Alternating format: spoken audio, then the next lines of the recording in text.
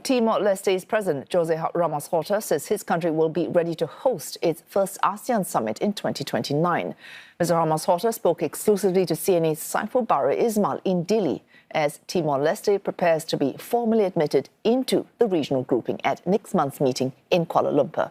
The President added that as ASEAN's newest member, Timor-Leste hopes to play a role in strengthening the bloc's mechanisms, including conflict prevention. For us joining ASEAN, what we can contribute? Well, I have said repeatedly, absolute priority is for Timor-Leste to stay peaceful with law and order, public security, stability in government. We should not bring to ASEAN an additional burden, additional headache. If we can, in the future, contribute towards strengthening ASEAN mechanisms such as conflict prevention, that is key, so that in each country, ASEAN, we put emphasis on dialogue, on conflict prevention. Mr. President, Timor-Leste is enjoying political stability today, but given its history of conflict and frequent changes in government since independence, how do you ensure that this stability can endure in the many years ahead? Well, we cannot take anything for granted. A country can be very peaceful for a while, for a long time, then suddenly violence erupts. But even when violence may erupt, that it is quickly contained. We have this experience. 2006, we have a major security breakdown. If we are not 100% sure we can contain the violence, we better ask friends to help. You swallow your pride, ask for friends to help, because above all, my obligation is to ensure the safety, tranquility of the people, not my pride. In what areas you would like to see ASEAN do better? If we know there are ongoing border disputes, then there should be encouragement on the part of ASEAN with the countries involved, within ASEAN or between ASEAN countries and others, like say South China Sea situation, how to manage that. And the best way, in my view, maybe it's romantic, it's naive, is to demilitarize the whole area. They will continue in overlapping claim, next to impossible to settle to the full contentment of one claimant state.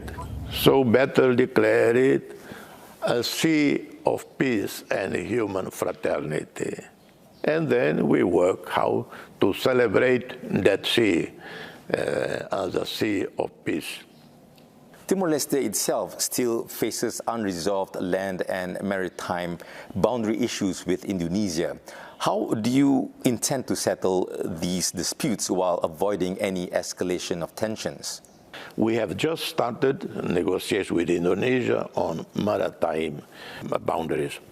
We have still a very small piece of land in the land border with Indonesia that remains to be settled. I'm very confident that between Mr. Shanana, our national leader, now Prime Minister, with President Prabowo, they're able to resolve this small piece of land. In terms of maritime boundary, I think will be resolved very quickly. I don't see any major point of disagreement. Mr. President, when do you think Timor-Leste will be ready to host the ASEAN Summit? That's a big question.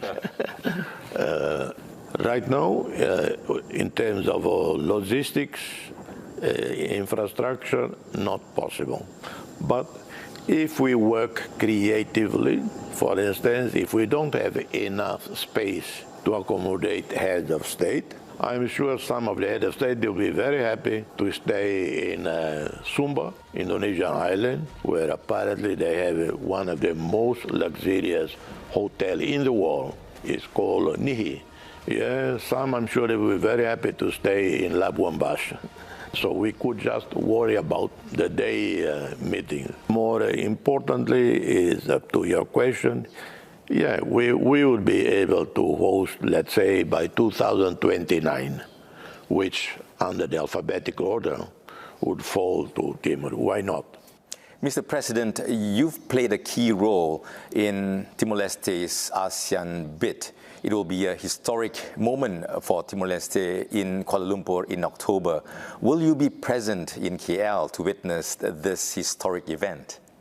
Well, my friend Anwar Ibrahim, whom I know well, we are very good friends for a long, long time. He told me, he said, you have to come. He told me, you have to come.